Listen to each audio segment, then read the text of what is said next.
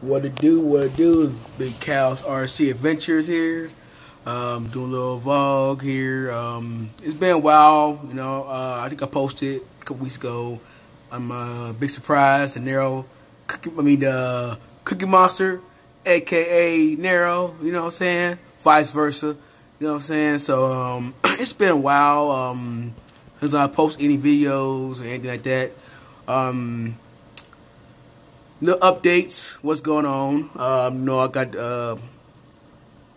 Big Rock 3S, aka Baby Big Rock, 1/5 scale monster truck for my nephew. Based off the Senton platform Mega. So got that for my nephew. I ain't gonna try to start him a little small, so he know I drive RC, so I got him a 3S Big Rock. I got a footage posted right now, uploading right now, if y'all see it. Nero, got the Cookie Monster back, I said again, I got that back. I got some stuff to do to it before I do some full bashing with it. I got some maintenance I gotta do with it. Got my I had to place the center servo for the diff brain, for the locking servo, for the locking differential, you know what I mean? So I got that, came in a couple weeks ago. I had put in yet because when I took a diff apart. Usually we buy used RCs. You want to go through all your diffs and anything you find wrong you can fix. Sometimes the seller to tell you this and that, and it might not be true. So if you buy an RC for a different company, I mean a person like a Facebook or eBay, Amazon, sometimes you always want to buy some used. Like, look at the car. You want to, like, buy the car. You know, you always will take it to like a shop and spend the money, get it inspected, and make sure if find any issues before you buy the vehicle. But with the RCs or other products you buy it online, used, you don't know what you get sometimes. So you gotta go to word of mouth with the person guarantees. That's why I like dealing with local sales, so I can personally look at the rig, have that person, you know, test it out for me, if it runs good, you know, this and that. But you deal with something online, it could be fraudulent. Like I see a lot of people online, especially on Facebook, with good and bad listed as somebody, you know what I'm saying, one of scams, because there's a lot of scams out here, you know, buying rigs, they say they sell a part and you get a bag for rocks and, you know, and this and that, and don't send the part, got the money, you know. But anywho, good advice is to always, you know, do a transaction online, do a PayPal, and do goods and services, you know what I'm saying. So if you do not receive an item or misleading, like you put a claim, try to get your money back and try to resolve the issue, this and that, you know what I'm saying. So if you're doing transactions through Facebook Messenger, don't do it. Just do it directly. Send a link to your PayPal, do goods and services. Because if you do a transaction through Messenger, Facebook Messenger, it only does family. Okay, now it doesn't do goods and services. So you're not protected if we do any transactions through Facebook Money. Because Facebook Money deals with PayPal, but it won't do with family. So it won't do with goods and services. So you want to do that, to do it direct, you know what I'm saying, PayPal with your goods and services, you know what I'm saying. So it's kind of protect you and also the seller too. So I got a dispute, I could try to get your money back or any issues like that, you know, be safe, you know. But then I say also, you roll the dice when you buy online, and so these Facebook groups and everything and that. So sometimes you want to do a quick sale and this and that. So that's a good thing, good advice from y'all who want to buy online. So get your rig, go through it, check your suspension, check the diffs out, check the motor, you know what I'm saying, go through all your services and everything. So, you know, if the things are alright, if you got your plays. Sometimes people don't maintenance they RCs, they just ride till it falls off. So, you know, you buy something used, don't expect to be 100% perfect. You got some flaws, or if he tells you what issues it is, I mean, it'll be a quick fix. These guys don't want to deal with it and want to sell it. So But when I got my Nero from the owner, I was kind of surprised when I took it apart because, you know, he's a hobby shop owner, you know. He's been doing it for years. So he's been a hobby for years and he does his stuff, you know.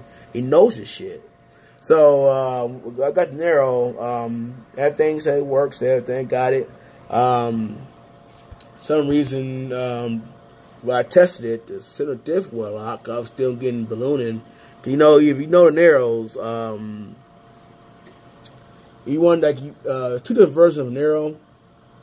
I mean, other like different models like the Phazon and Big Rock, but there's two different versions of the Nero. You got the green one and the blue one. The green one is with no knocking diffs. It's just open diffs. That's it. Okay. And the blue one, you got a diff brain and you got diff servos to lock your diffs front and rear center. Okay. You know, I got the blue version, so I got all the locking diffs and, you know, diff brain module and all that stuff, okay?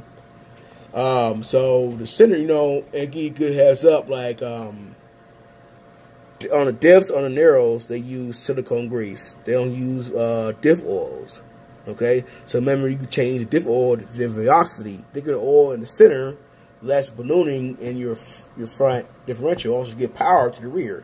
So on Neros, they have a tendency of giving more power to the front wheels than the rear wheels. It is that, you know, just does that. A lot of people usually have a center lock, but the center lock, it pops wheelies. But you got to know how to use throttle control. You can deal with it. So on my rig on my Nero, I usually have my center diff locked all the time, because I know that you have all open, it's going to drift out and your front wheels go balloon. It's getting more power to the front wheels. So, that's the case. People mod their Neros. They do take the diffs out, instead of diff out, and they seal the hose. Sometimes if you want diff fluid, it'll leak out because of the hose. You know what I'm saying? The diff silicone grease is not thicker, so it's not going to ooze out the hose and stuff like that. But you know, like, I say 30 weight, 30K diff fluid, you put it in there, it's go leak out, okay? But so what I did is I checked the diffs and everything. Had a bad diff servo in the center. Then the pin was bad too. So ordered that, and what I did an experiment. You know, on my Kraton, I won 1 million and 2.5 million diff fluid. 2.5 is like super thick. It is so thick. You gotta take a spoon or your hand, take it out and put it in a differential. It's like what I'm saying, like putty. It's super thick. Super thick and it's sticky. So what I did is I put 2.5 million in my center diff to try it out. Okay? Put it in there. It was kind of hard because, like I said, it was like glue. It's like super like glue. Scoop it out, put it in a diff, filled it up. You know, rewind back. When I took it apart, the diff apart, the owner did no maintenance on this Nero. Okay, no maintenance at all. I can tell you this. It's been sitting in his garage for a couple of years, so it's just been sitting. It's sitting, no lubricant moving into nothing. So all the O-rings inside the diff are dry rotted. So when I was running it, you know, it just disintegrated. So when I took it apart, it was just residue of the old O-rings in the differential. They'll say so it's dried out. So anywho, I went on here and just tried it anyway. So I went on here, put the 2.5 million there, put it back together, and just test it out. Put it in, ran it, and it ran fine.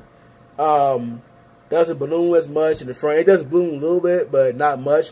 I do have more traction in the rear, so I do have power going to the rear wheels now. Before, it's a straight front wheel drive, basically. It's basically front wheel drive.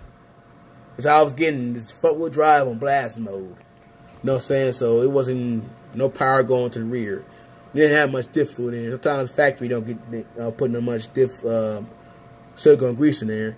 And also, you know, he didn't ever service it because I took the case off the center diff, the transmission. it still had this factory grease in it, so he haven't even maintenance the diffs at all. Everything was still factory. Everything was still factory, so he haven't did nothing. So I was kind of dumbfounded when I was like, "Damn, dude, for real? Like you haven't even service your differentials, like nothing, you know? just ride it, whatever." So, but I ain't dogging him with what it is, but at least everything was still original. So only thing I had to place is I said order this diff servo. I might replace the center diff servo pretty soon. It works, but it make a little clicking sound. So I might take the pins out and take a file and file the pins to make sure there ain't no burrs on the pins and whatnot. So I do that. But anyway, like I said, put it back together. It works fine. 2.5 million. When I get my diff kit for my Nero, I'm go ahead and take it back apart and see if it got any leakage. If no fluid leaks in that center diff, I'm going to run with 2.5 again in there. When I do until we build the whole diff again, I'm going to put 2.5 in there and roll with that and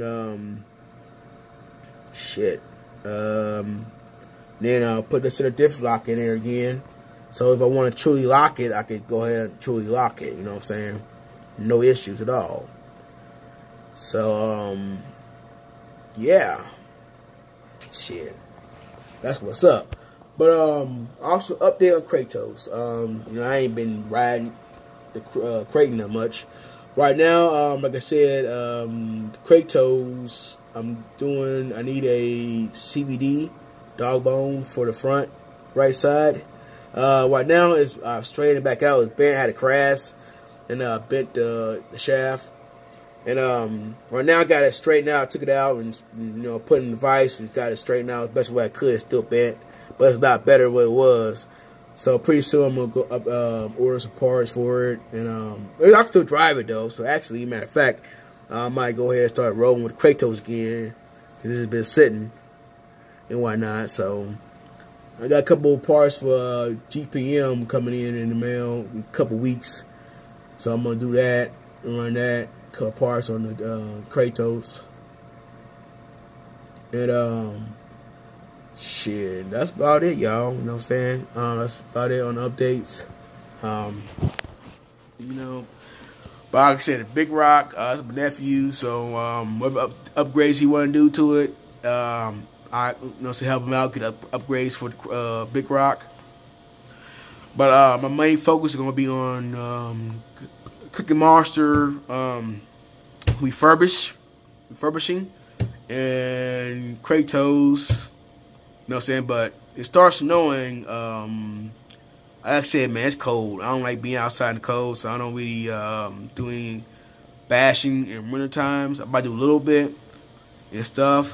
Also, I found my Dusty Motors cover for my Kraton.